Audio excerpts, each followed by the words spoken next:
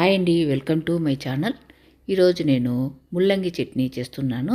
ముల్లంగి చట్నీ చాలా సింపుల్గా చేసుకోవచ్చండి.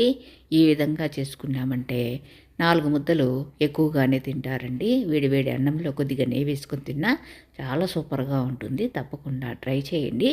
ముందుగా స్టవ్ ఆన్ చేసుకునేసి మీడియం ఫ్లేమ్ పెట్టుకొని ప్యాన్ పెట్టుకునేసి 1 స్పూన్ ఆయిల్ వేసుకొని ఆయిల్ అంతా బాగా కాగిన తర్వాత 1 టేబుల్ స్పూను ధనియాలు, 1/2 స్పూను జీలకర్ర, ఎండుమిరపకాయలు 5, పచ్చికరివేపాకు కొద్దిగా వేసుకొని బాగా వేయించుకోవాలండి.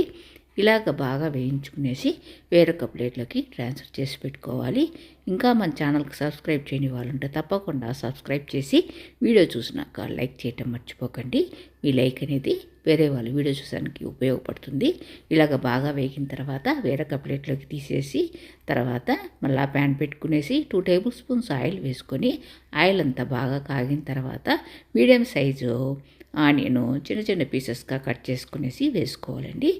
ఆనియన్ వేసిన తర్వాత 1 నిమిషం పాటు బాగా కలుపుకునేసి తర్వాత ముల్లంగి 2 పీల్ ఆఫ్ చేసుకునేసి వాటిని కూడా నేను ఈ విధంగా కట్ చేసి వేసానండి. బాగా వేయించుకోవాలి. అవి మగ్గేలోపు మనం ముందుగా వేయించి పెట్టుకున్న ఈ ధనియాలు, జీలకర్ర, ఎండుమిరపకాయలు, కరివేపాకును మిక్సీ జార్లో వేసుకునేసి టేస్ట్ తగ్గట్టుగా సాల్ట్ వేసుకునేసి మనం కోర్సుగా బ్లెండ్ చేసుకొని పక్కన పెట్టుకోవాలి.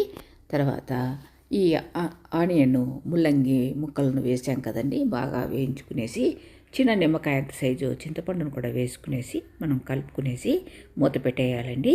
మనకు మీడియం ఫ్లేమ్లో 5 నిమిషాలంటే బాగా మగ్గిపోతుంది.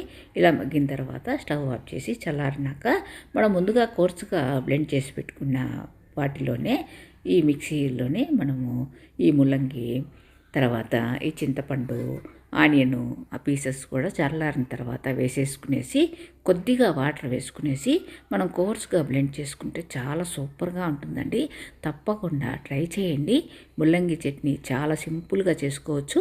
తాలింపు కూడా అవసరం లేదండి.